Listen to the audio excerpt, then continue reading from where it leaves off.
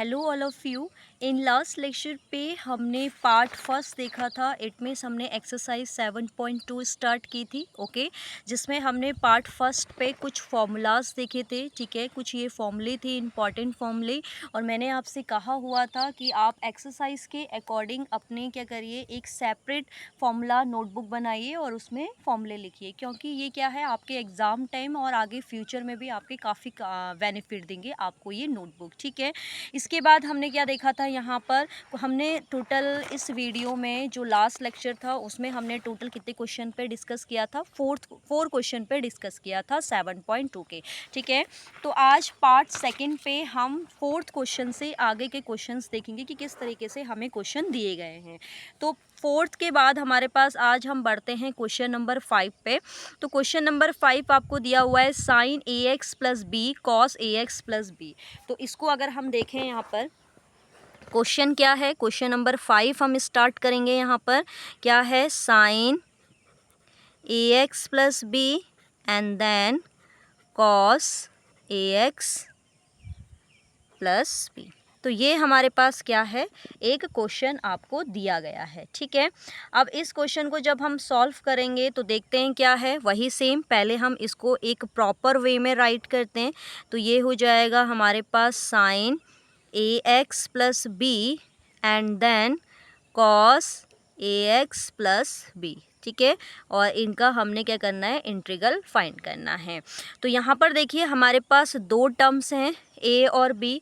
तो इन दोनों टर्म में हम क्या करते हैं, ये दो टर्म है ना, देखो अगर मैं इसको लेट करूँ, sign A X plus B का जो डिफ्रेंशिएट होता है वो cos A X plus B आएगा, जो कि ये है। ऐसे ही हम इसको डिफाइन करें या इसको लेट करें तो हमारे पास sine A X plus B. तो आपकी चॉइस है, आप दोनों में से किसी को भी लेट कर सकते हैं। ठीक है, तो मैं यहाँ पर जो लेट कर रही हूँ वो क्या कर रही हूँ, sign A X plus B को मैं यहाँ पर लेट कर रही हूँ। तो sign A X plus B equal में हो गया हमारे पास टी। फिर आपको पता है हम यहाँ पर क्या करते हैं, डिफ्रेंशिएट करते हैं। तो डिफ्रेंशिएट करेंगे इसको हम किसके रिस्पेक्ट में, differentiate both side, differentiate both side with the respect of x.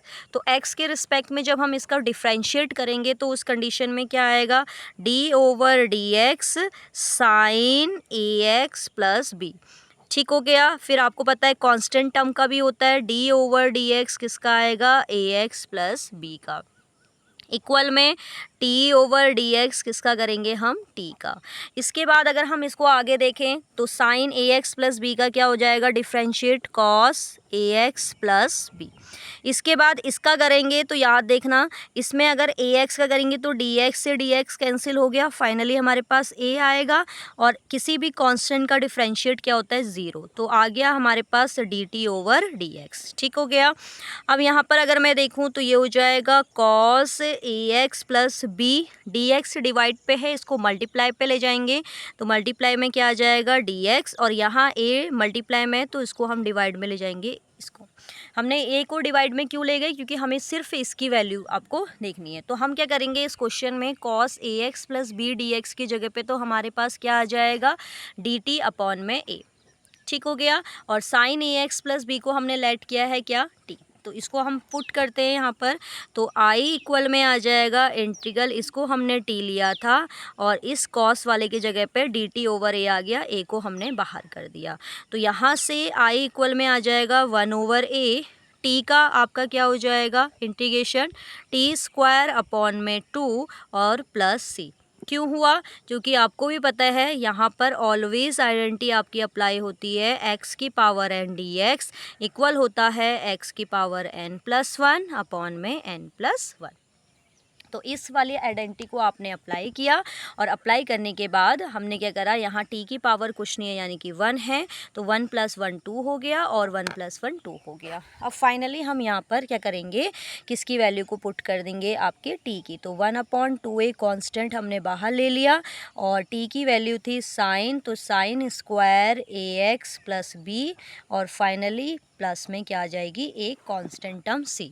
तो फाइनली इस क्वेश्चन का, क्वेश्चन नंबर 6 का जो हमारे पास आंसर आया वो क्या आया, 1/2a साइन स्क्वायर ए एक्स प्लस बी। क्लियर है इतना। इसके बाद देखेंगे हम क्वेश्चन नंबर 6। 5th था नहीं, हाँ ठीक हो गया। क्वेश्चन नंबर 5th ये हमारे पास हो गया इसका सॉल्यूशन। एक एक पार्ट आप ऐसे ही करेंगे अपने एग्जाम में। अब देखते हैं क्वेश्चन नंबर 6। क्वेश्चन नंबर 6 में आपसे क्या कहा गया है, स्क्वायर रूट ए एक्स प्लस बी को आपने क्या करना है, समाकलन करना है, इंटीग्रल करना है इसका, ठीक है, इंटीग्रेशन करना है। तो हम इसको ले लेते हैं, आई लेट करते हैं, आई इक्वल में दिया है आपको ए एक्स प्लस बी, इसका इंटीग्रेशन, और ये हो गया डी एक्स। तो इसमें क्या करेंगे हम, देखेंगे इसको, तो इसको थोड़ा सा सिंप्लीफाई करने की कोशिश करते हैं हम। आई इक्वल्स टू हमें पता है स्क्वायर रूट किसको रिप्रेजेंट करता है, हमारे पास हाफ को रिप्रेजेंट करता है, तो इसको हम हाफ फॉर्म में भी ले सकते हैं। It means I equals to हो जाएगा ए एक्स प्लस बी की पावर 1/2 एंड डॉट क्या आ जाएगा, डी एक्स। इसके बाद हम क्या करते हैं, इस वाली टर्म को लेट कर देते हैं, तो यहाँ पर हमारे पास क्या आएगा, लेट ए एक्स प्लस बी, इस टर्म को हमने लेट कर लिया टी। तो फिर हमें पता है कि हम क्या करते हैं, डिफ्रेंशिएट करते हैं, किसके रिस्पेक्ट में, एक्स के रिस्पेक्ट में। तो differentiate D over D x किसका होगा, ए एक्स का, plus differentiate D over D x किसका होगा, बी का होगा, और differentiate D over D x किसका होगा, टी का होगा। ठीक हो गया इतना। अब देखिए ए कांस्टेंट टर्म है, इसको बाहर करेंगे हम, तो ए कांस्टेंट टर्म को बाहर किया तो ये हमारे पास क्या आ जाएगा, ए, और डी ओवर डी एक्स क्या बचेगा, सिर्फ x, plus D over D x क्या आएगा, बी, एंड इक्वल में D T over D x. तो इससे ये कैंसिल आउट हो गया, ए हो गया। ये आपको पता है कि किसी भी कांस्टेंट का क्या होता है, डिफरेंशिएट 0 होता है, तो इक्वल में आ जाएगा D T over D X. ठीक है, अब सिंपली हमें सिर्फ डी एक्स की वैल्यू चाहिए, तो डी एक्स इक्वल हो जाएगा डी टी, ये आपका डिवाइड में चला जाएगा ए, तो डी एक्स की जगह हम डी टी अपॉन में ए पुट करेंगे। तो ये हमने टी लिया है, तो यहाँ पर हमारे पास जो टर्म बन गई, ठीक है, क्या आया था हमारे पास, आई इक्वल आया था ए एक्स प्लस बी की पावर 1/2 dx। तो यहाँ पर इस टर्म को तो हमने t लेट कर लिया था, t की पावर 1/2, और dx की वैल्यू हमारे पास आई है dt अपॉन a, तो यहाँ पर 1/a को बाहर करेंगे और ये हो जाएगा dt। तो i इक्वल्स टू में आ जाएगा a, और यहाँ पर वही सेम आइडेंटिटी x की पावर n, तो क्या होता है n+1 अपॉन में n+1, और साथ में क्या आ जाएगी, एक कांस्टेंट टर्म c। तो यहाँ से i इक्वल में क्या आ जाएगा, 1/a, और यहाँ आ जाएगा t की पावर 3/2, ये भी क्या आएगा 3/2। आप ऐड करेंगे इसको एलसीएम लेके, ठीक है। तो आपको पता है, देखो ये 3 टर्म बन गई, तो इस नंबर का रेसिप्रोकल हो जाता है, तो रेसिप्रोकल होने पे 2 अप में जाएगा, 3 नीचे आएगा, और ऑलरेडी a नीचे है, और t को हमने क्या माना था, ax प्लस b, और इसकी पावर क्या आ जाएगी 3/2। ठीक हो गया, और प्लस में एक कांस्टेंट टर्म c। तो आई होप आपको ये वाला भी आंसर समझ में आ गया होगा। ठीक है, आपने एग्ज़ाम में भी ऐसे प्रॉपर वे में करके आना है, ये नहीं कि आप शॉर्ट मार के आ रहे हैं। देखो मैंने एक एक टर्म को बहुत अच्छे से क्लियर किया है यहाँ पर। जिसको मैथ्स में परेशानी होती है, इंटीग्रेशन करने में परेशानी होती है, वो ईज़िली इन क्वेश्चनों को आराम से सॉल्व कर सकता है आप। ठीक है, अब बढ़ते हैं क्वेश्चन नंबर 7 की ओर। तो क्वेश्चन नंबर 7 क्या है, देखते हैं थोड़ा सा। ठीक है, क्वेश्चन नंबर 7 में हमें क्या गिवन है, देखिए x और x+2, स्क्वायर रूट के अंदर क्या है, x+2 है। ठीक, तो यहाँ पर हमारे पास क्या आ जाएगा क्वेश्चन, x और रूट के अंदर आ जाएगा x+2 और dx। तो देखो इसमें हमें क्या होता है, जब भी स्क्वायर रूट के अंदर टर्म प्लस में आ जाए ना, तो वहाँ पर सॉल्व करना थोड़ा सा डिफ़िकल्ट पड़ जाता है।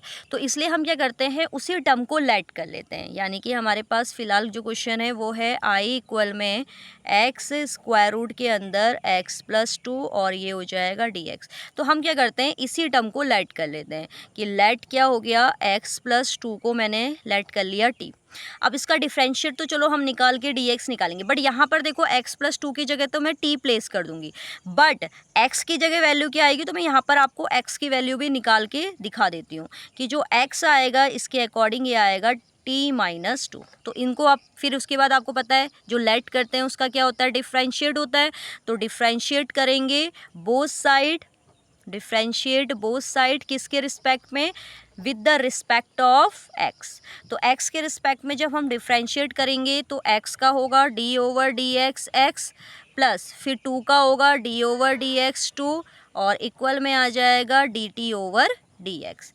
तो यहाँ से इससे तो ये कैंसिल हो गया, इसका आपका डिफरेंशिएट ज़ीरो हो गया, तो फाइनली डी एक्स बराबर आएगा आपके किसके, डी टी के। तो डी एक्स की जगह पे सिर्फ क्या आ जाएगा आपके पास, डी टी आ जाएगा। क्लियर है?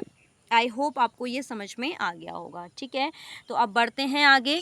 t आपके पास है, देखो x की जगह वैल्यू रखेंगे हम, क्या x की जगह वैल्यू आ जाएगी t-2 और इसकी जगह वैल्यू आ जाएगी t, क्योंकि x+2 को t लेट किया है, और dx की जगह आ जाएगा dt। तो अब यहाँ पर वैल्यूज़ को पुट करते हैं। तो x की जगह क्या आ रहा था हमारे पास, t-2, ठीक है, स्क्वायर रूट t था और dx की जगह सिंपली dt आ गया। तो यहाँ पर हम क्या करते हैं, इसको थोड़ा सा सिंप्लीफाई करके हम क्या कर सकते हैं, t की पावर रूट का मतलब होता है हाफ dt। अब क्या करो, एक बार इसके साथ मल्टीप्लाई कर दो और एक बार 2 के साथ मल्टीप्लाई कर दो। तो i इक्वल में क्या आएगा, t के साथ t की हाफ की मल्टीप्लाई होगी तो क्या आ जाएगी, पावर 3/2। यही तो होगा। क्यों होगा ये, इसको भी थोड़ा सा देख लेते हैं। यहाँ पर मैं आपको साइड पे बता देती हूँ। टी की पावर कुछ नहीं यानी कि 1 है और इसकी मल्टीप्लाई आप 1/2 से कर रहे हैं। तो जब बेस सेम होता है तो पावर क्या होती है, ऐड हो जाती है। तो 1 में 1/2 ऐड करोगे तो 3/2 और ये हो जाएगा dt। माइनस फिर 2 के साथ भी लेंगे तो 2 के साथ इसकी मल्टीप्लाई तो डेन टी हाफ और ये हो जाएगा dt। ठीक है, तो आई होप आपको यहाँ तक समझ में आ गया होगा। इसके बाद वही सेम आइडेंटिटी, कौन सी आइडेंटिटी लगेगी, x की पावर n। तो क्या होता है, x की पावर n+1 अपॉन में n+1 और यहाँ भी आप आइडेंटिटी लगाएंगे -2 x की पावर 1+2+1 और ये हो जाएगा 1/2+1 एंड देन +c। इसके बाद हमारे पास क्या आ जाएगा, i, इसको सॉल्व करेंगे तो ये आएगी t की पावर 5/2 क्योंकि 2 आपका क्रॉस मल्टीप्लाई, देन ये भी आएगा 5/2 एंड देन -2 यहाँ आ जाएगी t की पावर 3/2, दोनों को ऐड करेंगे और नीचे भी आएगा 3/2 और ये हो जाएगा प्लस का c। इसके बाद क्या होगा, आपको पता है जो नीचे आपका आता है इसका हम रेसिप्रोकल करते हैं तो ये हो जाएगा 2/5 टी की पावर 5/2 -2 इंटू टी की पावर 3/2 और इसका रेसिप्रोकल हो जाएगा 2/3 और प्लस का c। तो फाइनली हमारे पास जो आंसर आया 2/5 और t हमने किसको लेट किया था, x+2 को, तो ये हो जाएगा x+2 की पावर 5/2 -2 2 जा 4 अपॉन 3 x+2 की पावर 3/2 और प्लस का c। तो फाइनली हमारे पास जो आंसर आया वो क्या आ गया इस क्वेश्चन का, इस क्वेश्चन के अकॉर्डिंग जो हमारे पास आंसर आया वो क्या आ गया, 2/5 x+2 की पावर 5/2 -4/3 x+2 की पावर 3/2 प्लस c। ओके, इसके बाद हम देखते हैं नेक्स्ट क्वेश्चन, क्वेश्चन नंबर 8। ठीक है, तो क्वेश्चन नंबर 8 अगर हम देखें तो क्वेश्चन नंबर 8 आपको क्या दिया हुआ है, x स्क्वायर रूट के अंदर 1+2x², क्या दिया हुआ है आपको क्वेश्चन, x और स्क्वायर रूट के अंदर 1+2x² dx। तो आपको देख के ही पता चल रहा होगा क्वेश्चन। ठीक है, तो यहाँ पर वही सेम, पहले हम i लेट करते हैं क्वेश्चन के लिए, ये हो गया x और ये हो जाएगा 1+2x² dx। तो हमें देखो अगर मैं इसको लेट करती हूँ तो ये टर्म नहीं आएगी, बट इसको लेट करने पे ये टर्म आएगी। तो हम यहाँ पर क्या करते हैं, इस क्वेश्चन में लेट कर लेते हैं अंदर वाली टर्म। तो लेट करते हैं 1+2x² बराबर है t। अब वही सेम डिफ्रेंशिएट करोगे आप both side with the respect of x, तो d ओवर डी एक्स 1 का होगा, +2 कांस्टेंट टर्म है, d ओवर डी एक्स किसका होगा, x² का, देन dt ओवर dx।